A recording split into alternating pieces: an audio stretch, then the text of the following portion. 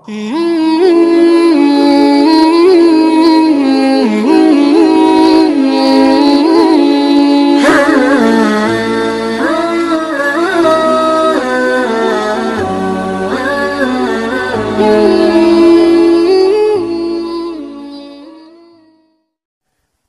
bagaimana kalau ada orang sholat tapi maksiatnya giat? Sholat 5 waktu tapi maksiatnya getol. Kok sholatnya nggak mencegah dia dari perbuatan keji dan munkar? Sholatnya rajin 5 waktu tapi maksiat jalan terus. Ini bagaimana sinkronisasinya dengan firman Allah tadi? Saudara, firman Allah nggak mungkin salah. Firman Allah pasti benar, mutlak benar, mustahil salah. Lalu bagaimana kalau kita sholat tapi maksiat tetap giat? Berarti Nabi kita tercinta Sayyiduna Muhammad Sallallahu Alaihi Wasallam ditanya oleh seorang sahabat. Sahabat ini mengabarkan kepada Nabi. Apa katanya? Ya Rasulullah, wahai Rasulullah, inna fulana tasuman nahara wa taquman laila walakinnaha tu'zi kiranaha bilisaniha.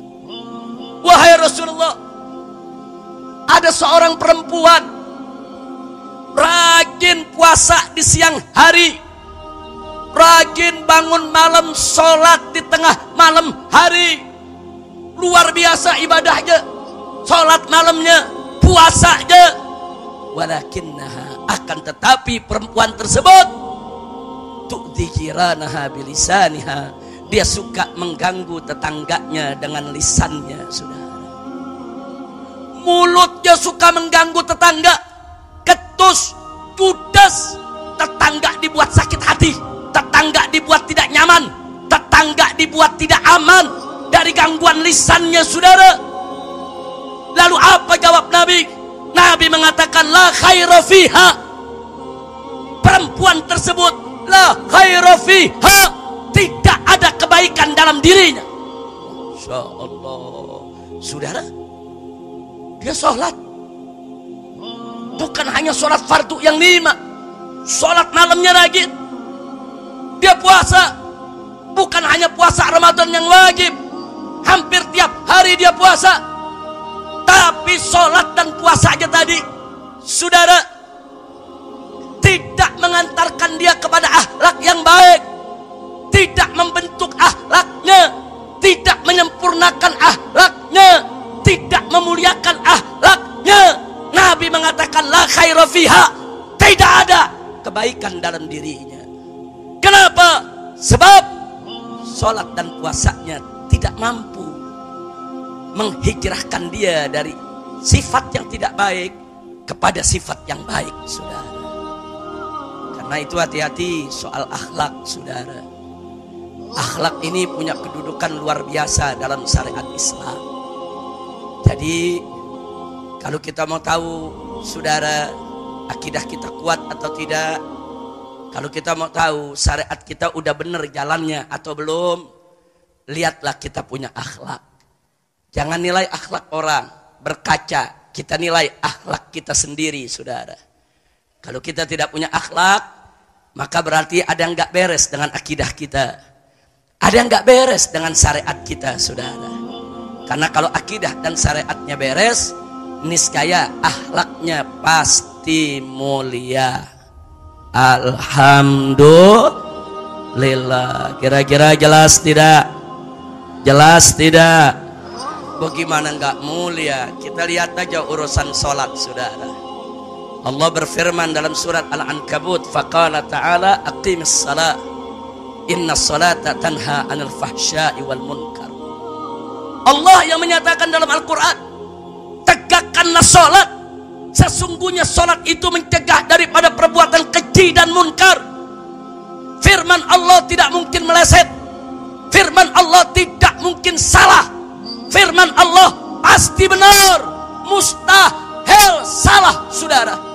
Kalau Allah sudah menyatakan sholat itu mencegah dari perbuatan keji dan munkar, pasti benar, mutlak benar, mustahil salah, sudah. Terus muncul pertanyaan, lalu bagaimana kalau ada orang sholat tapi maksiatnya giat? Sholat 5 waktu tapi maksiatnya getol. Kok sholatnya nggak mencegah dia dari perbuatan keji dan munkar? Sholatnya rajin 5 waktu tapi maksiat jalan terus. Ini bagaimana sinkronisasinya dengan firman Allah tadi? Saudara, firman Allah nggak mungkin salah. Firman Allah pasti benar, mutlak benar, mustahil salah. Lalu bagaimana kalau kita sholat tapi maksiat tetap giat? Berarti ada nggak beres dalam sholat kita, saudara. Bukan firman Allah yang salah, bukan ayat Al-Quran yang salah. Ada yang nggak beres dalam kita melaksanakan sholat. Introspeksi diri, periksa sholat kita di mana tidak beresnya, saudara.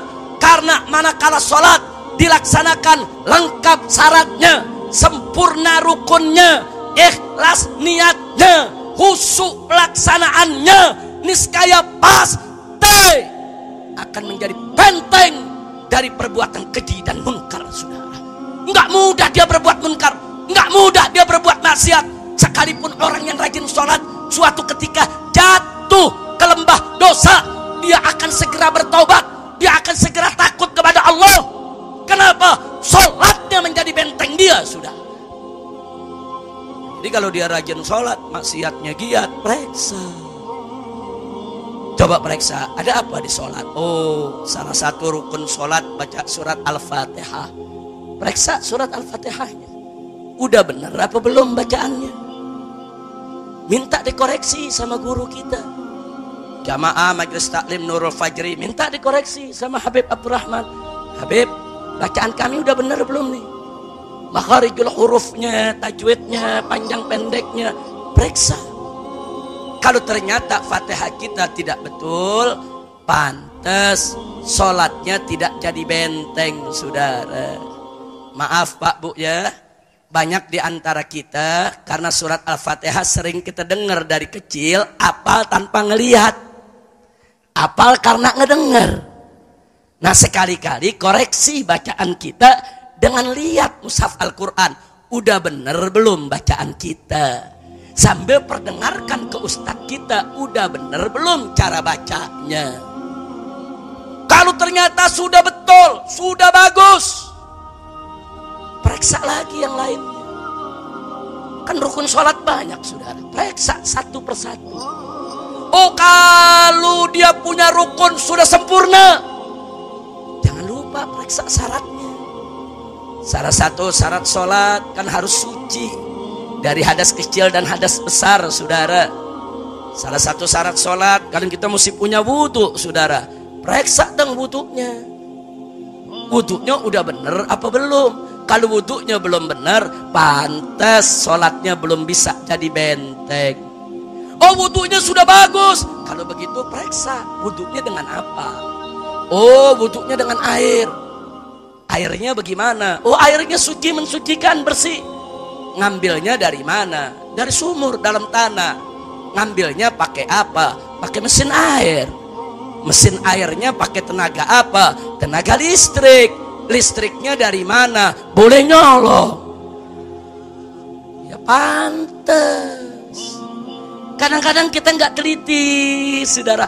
Pantes sholatnya tidak jadi benteng. Periksa.